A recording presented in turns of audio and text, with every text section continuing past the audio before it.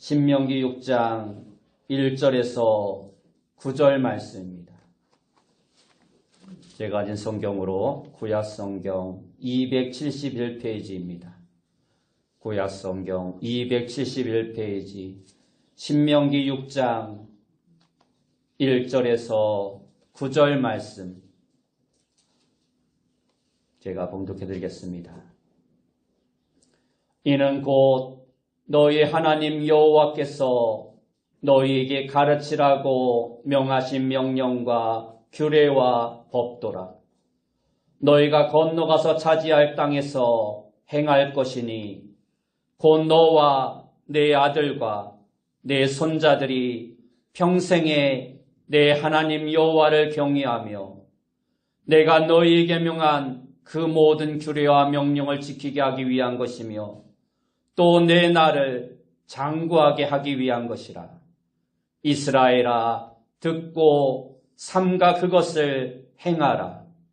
그리하면 내가 복을 받고 내 조상들의 하나님 여호와께서 내게 허락하신 같이 젖과 꿀이 흐르는 땅에서 내가 크게 번성하리라. 이스라엘아, 들으라. 우리 하나님 여호와는 오직 유일한 여호와이시니 너는 마음을 다하고 뜻을 다하고 힘을 다하여 내 하나님 여호와를 사랑하라. 오늘 내가 내게 명하는 이 말씀을 너는 마음에 새기고 내 자녀에게 부지런히 가르치며 집에 앉았을 때에든지 길을 갈 때에든지 누워있을 때에든지 일어날 때에든지 이 말씀을 강론할 것이며 너는 또 그것을 내 손목에 매어 기호를 삼으며 내 미간에 붙여 표로 삼고 또 내 집 문설주와 바깥문에 기록할지니라. 아멘. 우리 옆에 분들과 인사합시다. 만나서 반갑습니다. 네, 다시 한번 인사합시다. 오늘도 큰 은혜 받읍시다. 오늘 우리가 읽은 말씀을 통해서 이스라엘아 들으라, 이스라엘아 들으라 라는 제목으로 함께 은혜의 말씀을 나누기 원합니다. 오늘 우리가 보았던 신명기서의 말씀은 이스라엘 백성들이 가나안 땅에 들어가기 전 모세가 마지막으로 설교했던 내용입니다. 모세는 이스라엘 백성들에게 있어서 절대적인 존재라 할 수 있습니다. 그러한 모세의 죽음에 대해서 신명기서에서는 신명기 34장 5절과 6절을 보면 모세가 여호와의 말씀대로 모압 땅에서 죽어 벳보을 맞은편 모압 땅에 있는 골짜기에 장사되었고 오늘까지 그의 묻힌 곳을 아는 자가 없느니라 하고 말씀하고 있습니다. 하나님은 왜 모세의 무덤을 아무도 모르게 했을까요?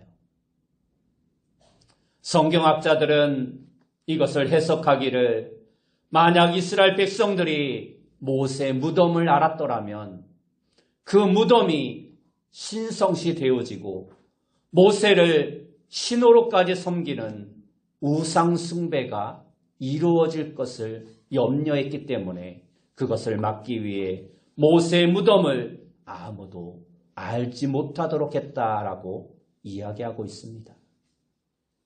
이 말은 모세가 이스라엘 백성들에게 얼마나 위대한 존재였는가를 말씀해주고 있는 것입니다. 그는 이스라엘 백성들을 애굽의 종살에서 해방시킨 민족의 구원자였습니다. 약 200만의 백성들을 이끌고 나와서 40년 동안의 광야 생활을 인도했던 민족의 지도자였습니다. 그는 비록 하나님이 약속하신 젖과 꿀이 흐르는 가나안 땅에 들어가지는 못했지만 이스라엘 백성들을 가나안 목전까지 인도하는 자신의 사명을 충실히 완수했던 하나님의 위대한 종이었습니다.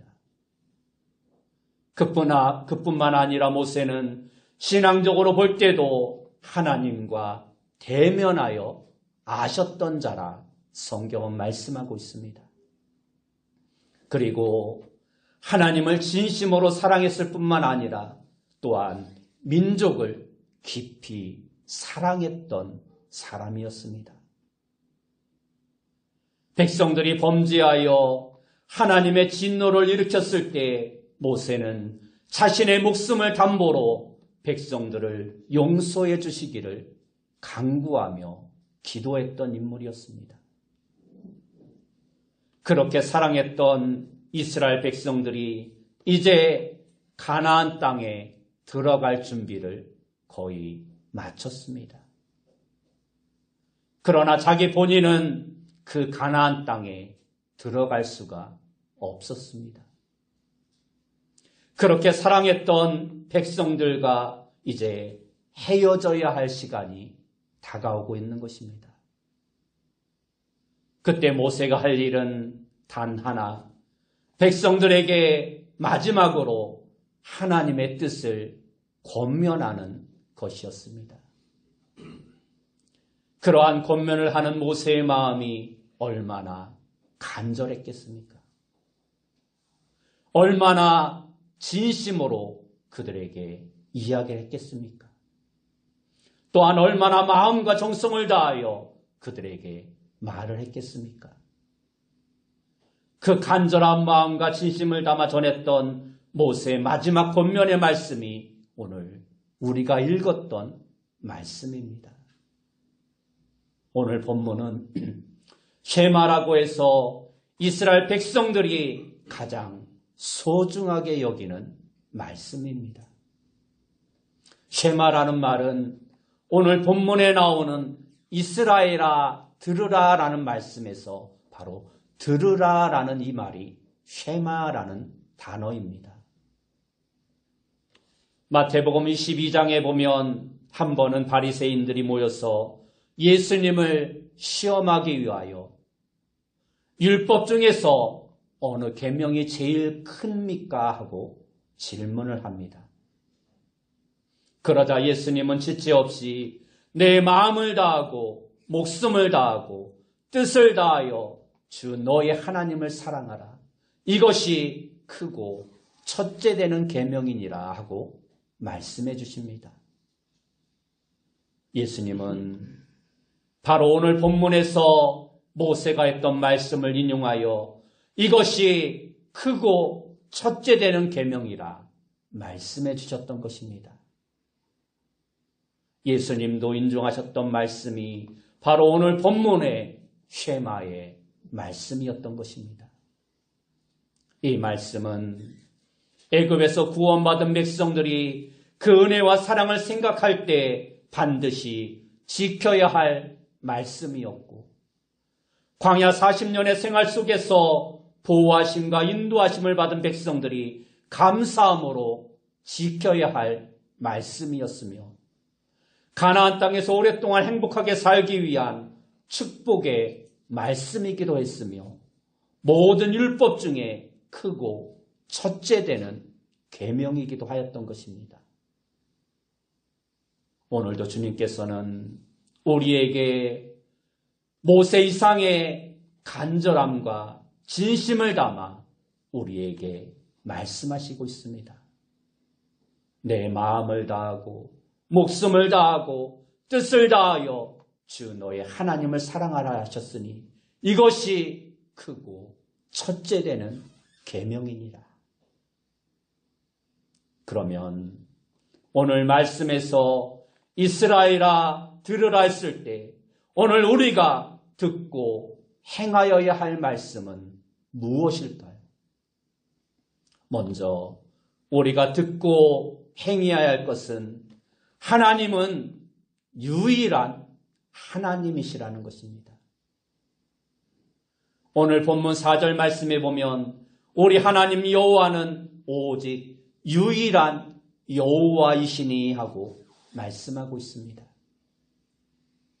여기서 유일한 하나님이시라는 말은 하나님으로 불려지는 존재는 세상에 많이 있지만 진정으로 살아계시고 인간의 생사화복을 주장하시고 역사를 섭리하시는 전능하신 하나님은 오직 여호와 하나님 한 분밖에 없다라는 것입니다. 우리를 죄와 사망에서 구원하실 수 있는 분도 예수 그리스도 오직 한 분밖에는 없습니다. 우리는 이것을 가리켜 하나님의 유일성이라 말을 합니다.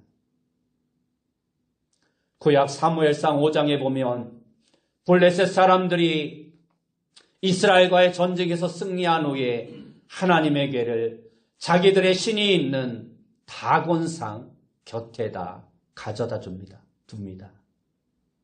이것은 그들의 신 다곤이 이스라엘의 신 여호와를 이기었으므로 자신들의 신앙 고백으로 이스라엘 신의 상징인 법궤를 전리품으로 자신들의 신 앞에 갖다 놓았던 것입니다. 그런데 이튿날 일찍이 일어나 보니 자신들의 신인 다곤 신이 여호와의 궤 앞에 엎드려 그 얼굴을 땅에 쳐박고 있습니다. 혹시 잘못됐나 싶어서 다곤상을 다시 일으켜 세워놓고 그 이튿날 보니 이번에도 여전히 여호와의 궤 앞에 다곤신이 엎드려져 있는 것입니다. 그런데 이번에는 머리와 두 손목이 끊어져 문지방에 널려 있었습니다. 블레셋 사람들은 자기들이 승리한 것은 다곤신이 이스라엘의 신 여호와보다 더 능력이 있고 강하여 이스라엘 신을 이기고 승리한 것이라 생각했습니다. 그래서 자랑스럽게 여호와의 법궤를 다곤신 앞에 갖다 놓았던 것입니다. 그런데 실제는 다곤이 여호와를 이긴 것이 아니라 다곤이 여호와의 궤 앞에 항복하고 경배를 드리고 있는 것입니다. 여러분, 이 세상에는 자칭 신이라 불리는 존재가 너무나 많습니다. 그러나 그 모든 신은 다 가짜입니다. 진짜는 오직 한 분 여호와 하나님밖에 없습니다. 나머지는 그 진짜를 모방한 가짜 신이요 짝퉁신일 뿐입니다. 이름만 신이요 인간이 만든 우상이고 악한 마귀의 탈을 쓴 거짓 신에 불과할 뿐입니다. 그러므로 그들은 세상 역사를 주관할 수도 없으며 인간의 생사화복을 주장할 수도 없습니다. 우리를 도와줄 수도 없으며 더 나아가 우리를 구원하는 일은 더욱더 불가능합니다. 모세는 오직 여호와 하나님만이 참신이며 유일한 하나님이라 선언하고 있습니다. 그분이 애굽의 바로가 섬기는 모든 신에서 이스라엘을 구원하셨기 때문입니다. 그리고 필요할 때 만나를 내려주시고 메추라기를 보내시고 반석에서 물이 나오게 하셔서 광야 40년의 생활을 지키시고 인도하셨기 때문입니다. 또한 젖과 꿀이 흐르는 가나안 땅을 주실 것을 확실히 믿었기 때문입니다. 그런데 모세는 그 여호와 하나님이 우리 하나님이라고 말씀하고 있습니다. 그냥 하나님이 아니라 우리의 하나님이라는 것입니다. 나와 상관없는 하나님이 아니라 나와 밀접한 하나님이시라는 것입니다. 여러분, 온 천지 만물을 다스리시는 그 유일하신 하나님이 바로 저와 여러분의 하나님이신 것을 믿으시기 바랍니다. 이 얼마나 놀라운 축복입니까? 그러기에 우리의 믿음 생활은 결코 헛되지 않은 것입니다. 분명한 축복이 있고 분명한 상급이 있고 하나님의 인도하심이 있고 보호하심이 있고 구원하심이 있는 것입니다.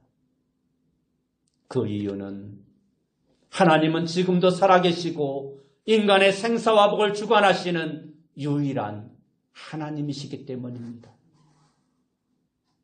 두 번째 우리가 듣고 행해야 할 것은 마음을 다하고 뜻을 다하고 힘을 다하여 하나님 여호와를 사랑하는 것입니다. 오늘 본문 5절 말씀에 보면 너는 마음을 다하고 뜻을 다하고 힘을 다하여 내 하나님 여호와를 사랑하라 말씀하고 있습니다. 우리가 유일한 하나님을 섬기는 축복을 받았다면 이제 우리가 해야 할 일은 그 하나님의 이름에 걸맞게 진심으로 그분을 사랑하는 것입니다. 하나님을 섬김에 있어서 결코 적당히 해서는 안 되고 하나님을 사랑함에 있어서 결코 다른 것에 밀려서도 안 됩니다. 마음을 다하고 뜻을 다하고 힘을 다하여야 하는 것입니다. 여러분, 세상에 많고 흔한 것은 그렇게 소중하지도 않고 그렇게 귀하게 여기지도 않습니다. 잃어버렸으면 다시 사면 되고 다시 구하면 되는 것입니다. 그러나 하나밖에 없는 것은 너무도 소중한 것입니다. 값이 비쌉니다. 그래서 정성스럽게 다룰 수밖에 없고 사랑할 수밖에 없는 것입니다. 마찬가지로 유일한 하나님을 알고 섬기며 축복받은 사람으로 살아간다는 것은 그만큼 하나님을 귀하게 여기고 최선을 다하며 섬기며 그분을 사랑해야 한다는 것입니다. 지난 노예 목회자 세미나에 베트남을 다녀왔습니다. 가이드가 말을 하는데 베트남 사람들은 남자나 여자나 할 것 없이 일을 해서 수입이 생기면 자신의 수입의 50%를 먼저 떼어서 부모에게 드린다라고 합니다. 조건이 없답니다. 이유가 없답니다. 무조건 자신의 수입의 50%는 부모에게 줘야 한다고 합니다. 그것이 일상생활이라고 합니다. 그래서 그만큼 베트남 사람들은 부모를 중요하게 생각한다고 합니다. 그래서 모든 일에 있어서 그들의 삶의 우선순위는 1위가 부모, 2위는 자녀, 그리고 3위가 애완동물이라고 합니다. 그리고 그 뒤 4위가 아내나 남편입니다. 여러분, 여러분의 삶의 우선순위에서는 하나님이 몇 위에 계십니까? 1위를 차지하고 있습니까? 아니면 애완동물보다 못한 4위를 차지하고 있습니까? 우리 성도님들 가운데는 한 분도 없지만 가끔 신앙생활을 하는 사람들을 보면 하나님을 저만큼 한참 뒤에 놓고 살아가는 사람들의 모습을 볼 때가 종종 있습니다. 하나님 우선으로 살아가지 못하고 사람 위주로, 세상 위주로 살아가는 사람들이 우리 주위에 너무나 많습니다. 여러분, 하나님은 항상 여호와 하나님만을 최우선으로 여기며 사랑하고 섬기라 우리에게 말씀하고 있습니다.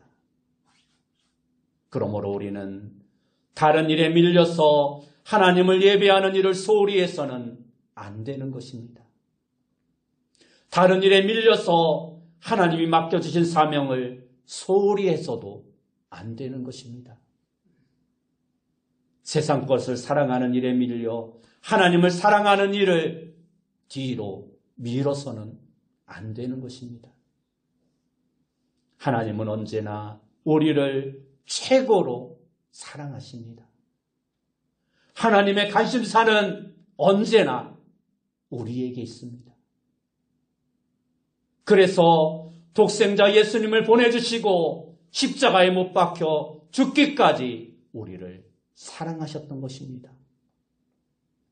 자신의 독생자 외아들보다 우리를 더 사랑하셨던 것입니다.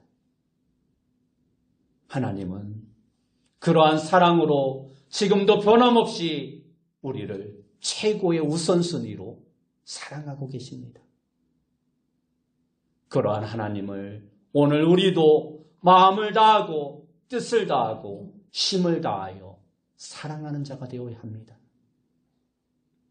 세 번째 우리가 듣고 행해야 할 것은 하나님의 말씀을 마음에 새기는 것입니다. 오늘 본문 6절 말씀에 보면 오늘 내가 내게 명하신 이 말씀을 너는 마음에 새기고 라고 말씀하고 있습니다. 여러분, 하나님을 사랑한다는 것은 바꿔 말하면 하나님의 말씀을 듣고 그 말씀에 순종하는 것입니다. 그런데 상대방의 말을 듣지도 않으면서 상대방을 사랑한다고 하는 것은 전혀 말이 되지 않는 것입니다. 부모를 사랑하면 부모의 말을 들어야 하고 배우자를 사랑하면 배우자의 말을 잘 들어줘야 하는 것입니다. 마찬가지로 하나님을 사랑하는 자는 하나님의 말씀을 잘 듣고 그 말씀을 마음에 새기며 그 말씀을 따라 살아가는 자가 되어야 합니다. 하나님을 사랑한다는 것은 물질을 바치는 것이 될 수도 있고 예배나 찬양을 드리는 것이 될 수도 있고 우리의 몸과 마음을 바치는 것이 될 수도 있습니다. 그러나 가장 중요하고 우선적인 것은 하나님의 말씀을 우리의 마음에 간직하는 것입니다. 아프리카 보츠와나의 북부에 유네스코 세계유산으로 지정된 야생 동물구역이 있습니다. 그런데 이곳에 사는 야생 동물들 가운데 일부 맹수들이 초원에서 다른 동물들을 사냥하지 않고 쉽게 먹잇감을 구할 수 있는 민가에까지 내려와 가축들을 습격하는 일이 자주 발생했다고 합니다. 그렇다고 마을 사람들은 유네스코 세계유산으로 지정된 야생동물 보호구역에서 사냥꾼을 고용하여 그러한 맹수들을 사냥할 수도 없었습니다. 그렇게 고민 가운데 있는 중 호주 웨일즈 대학에서 가축의 습성을 연구하는 전문가들이 이 소식을 듣게 됩니다. 그래서 한 가지 방법을 제시했는데 가축의 엉덩이와 등 쪽에 눈 모양을 그려 넣으라는 것입니다. 고양이과에 속한 맹수들은 일반적으로 사냥을 할 때 사냥감 모르게 숲을 같은 곳에 숨어 있다가 단숨에 덮치는 방식을 사용하는데 그 사냥감과 눈이 마주치면 맹수들은 자신이 숨어 있는 것이 실패했다고 생각해서 쉽게 사냥을 포기하는 습성이 있다고 합니다. 사자는 마음만 먹으면 짐승의 눈그림이 있든 없든 눈이 마주치든 아니든 얼마든지 소를 사냥할 수 있습니다. 그러나 소와 눈이 마주쳤다는 이유로 쉽게 사냥을 포기하고 다른 지역으로 갔다라는 것입니다. 그렇게 가축의 엉덩이와 등 쪽에 눈을 그려놓은 이유로 4년 동안 가축들은 거의 습격을 당한 일이 없었다라고 합니다. 이처럼 하나님의 말씀을 우리 안에 새겨놓으면 사단도 감히 우리를 유혹할 엄두도 내지 못하고 물러나게 되는 것입니다. 여러분, 우리가 듣고 행해야 할 말씀은 하나님을 사랑하는 마음으로 그분의 말씀을 우리의 마음에 새기며 그 말씀에 순종하는 것입니다. 아무리 어려운 상황에서도 하나님의 말씀을 마음에 간직하며 하나님의 말씀을 가슴에 품는 것이 하나님을 진정으로 사랑하는 성도들의 바른 자세인 것입니다. 마지막 네 번째로 우리가 듣고 행하여야 할 말씀은 하나님의 말씀을 자녀들에게 부지런히 가르치는 것입니다. 오늘 본문 7절 말씀에 보면 내 자녀에게 부지런히 가르치며 라고 말씀하고 있습니다. 자녀 교육은 하나님이 우리에게 맡겨주신 너무도 중요하고 소중한 사명입니다. 그리고 하나님은 이러한 자녀 교육을 위해서 가장 우선적으로 디자인하신 것이 바로 가정을 중심으로 한 교육입니다. 요즘 부모들은 자녀들을 잘 교육하기 위해서 좋은 도시, 좋은 학교, 좋은 학원에 보내기 위해서 열을 올리고 있습니다. 이처럼 열을 올리는 것처럼 교회 주일학교에서도 이러한 현상들이 점점 뚜렷하게 일어나고 있습니다. 우리 교회는 주일학교가 없어서 피부로 잘 와닿지 않지만 지금 도시교회에서도 주일학교가 점점 사라져가고 있습니다. 노인 인구가 늘어나고 아이들이 점점 줄어드는 이유도 물론 있지만 많은 사람들이 작은 교회에 제대로 조직되지 않은 주일학교보다 큰 교회, 잘 조직되어지고 교사의 자질도 좋고 프로그램이 좋은 교회로 아이들을 보내기를 원한다라는 것입니다. 그래서 작은 교회의 주일학교는 점점 사라져가고 큰 교회의 주일학교는 전도하지 않아도 자연적으로 성장하는 것입니다. 그렇게 아이들을 따라 부모까지 교회를 옮기는 경우가 점점 늘어나고 있는 것입니다.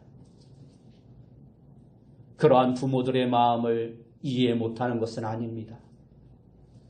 이왕이면 자녀들을 좀 더 좋은 환경, 좋은 프로그램에서 가르치고 신앙적으로 잘 교육하기 위한 부모의 마음은 충분히 이해합니다.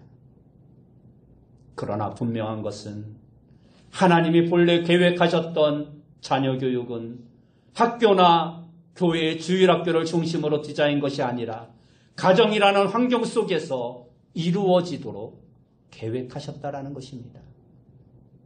물론 학교 교육이나 교회 주일학교의 교육이 필요 없다는 말은 아닙니다. 다 중요하고 반드시 필요합니다. 그러나 아무리 좋은 환경을 만들어주고 아무리 좋은 환경을 찾아간다 하더라도 먼저 가정교육이 안 되어 있으면 그것은 아무 소용이 없는 것입니다. 교육의 핵심은 가정에서 성경적인 부모님을 통하여 자녀에게 말씀을 가르치는 데 있음을 성경은 우리에게 말씀해 주고 있습니다. 부모들이 먼저 신앙생활 잘하고 자녀에게 모범을 보이고 여호와 하나님을 사랑하면서 그러한 자세를 자녀들에게 가르쳐야 하는 것입니다. 마지막으로 어떠한 한 분의 간증을 이야기하고 오늘 말씀을 마치려 합니다. 어느 교회에 강 집사님이 계셨는데 그분은 지금 죽어 천국에 계십니다. 그분이 위암으로 세상을 떠나시기 전 목사님과 성도 몇 분이 그분이 치료를 받고 있는 병상을 찾았습니다. 그날 목사님과 강 집사님의 대화가 세상에서의 마지막 대화였습니다. 집사님이 얘기합니다. 목사님, 제가 목사 아들이라는 사실을 아십니까? 목사님은 깜짝 놀랍니다. 아니요, 알지 못했습니다. 그럴 리가 없는데요. 집사님은 우리 교회에 처음 오셔서 집사님이 되셨고 이제 막 구원의 즐거움으로 주님을 섬기고 있는 것으로 알고 있는데 집사님이 목사님 아들이었다고요? 전혀 몰랐습니다. 그러자 강 집사님이 자신의 이야기를 합니다. 제 아버지는 복음 전파가 어려운 지역을 골라 개척교회만 하시던 가난한 목사님이셨습니다. 허구한 날 우리는 굶고 헐벗었습니다. 매일 아침 아버지는 가정예배를 드렸는데 가정예배의 결론은 항상 똑같은 말씀이었습니다. 예수님을 붙잡으면 다 붙잡는 것이고 예수님을 놓치면 다 놓치는 거다. 그러나 저는 그 말이 너무나 지겨웠고 아버님의 말이 틀리다는 사실을 내 스스로 증명하고 싶었습니다. 그래서 저는 어린 시절 홀로 집을 뛰쳐나와 독학으로 공부를 했습니다. 어렵게 대학에 들어갔고 열심히 공부하여 외무고시에 합격을 하였습니다. 한국 사람들이 독재 정권 밑에 질파피는 그 어려운 상황에서도 저는 세계를 다니며 외교관으로 풍족한 삶을 누렸습니다. 오직 저의 꿈은 우리 아버지가 나를 키운 것처럼 나는 내 자식을 그렇게 키우지 않겠다는 것이었습니다. 그래서 최고의 음식, 최고의 집, 최고의 교육, 최고의 삶의 여건, 최고의 옷, 그렇게 나의 아이들에게 최고의 것만을 주며 살았습니다. 그리고 그 아이들은 지금 유명한 대학의 교수로서 명성을 떨치고 있습니다. 저는 생각했습니다. 아버님 보셨죠? 예수 없이도 저는 이렇게 성공했습니다. 그런데 제가 지금 고치지 못할 병에 들었습니다. 이제 얼마 안 있으면 이 세상을 떠나야 한다는 것을 저는 너무도 잘 알고 있습니다. 그런데 가만히 생각해 보니까 나는 천국에서 깨어나겠지만 우리 아이들은 천국과 아무 관계가 없다는 것을 알게 되었습니다. 그래서 아이들에게 전화를 했습니다. 얘들아, 예수님 붙잡으면 다 붙잡는 거고 예수님 놓치면 다 놓치는 거란다. 그러자 아이들이 이렇게 대답합니다. 아버지, 많이 약해지셨나 보네요. 평소에 안 하던 말씀을 다 하시고요. 쓸데없는 소리 하지 마시고 치료나 잘 받으세요. 목사님, 저는 이제 얼마 안 있으면 죽을 것을 알고 있습니다. 저는 갈 곳이 있는데 우리 아이들은 여전히 어둠 속에 헤매고 있습니다. 아무것도 해준 것이 없다는 말을 비로소 깨닫고 저는 이제서야 우리 아버지가 옳았음을 알게 되었습니다. 목사님, 우리 애들을 부탁합니다. 우리 애들도 예수님 붙들고 천국에 갈 수 있도록 인도해 주시기 바랍니다. 그렇습니다. 세상에서 아무리 부하고 좋은 것을 누리며 산다 해도 예수님을 놓치면 모든 것을 놓치고 마는 것입니다. 예수를 붙잡으면 다 붙잡는 것이고 예수님을 놓치면 다 놓치는 것입니다. 세상의 것들은 잠깐일 뿐입니다.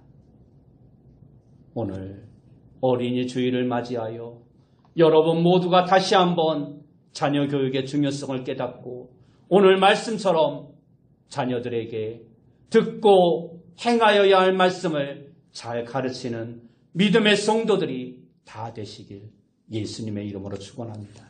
기도하겠습니다.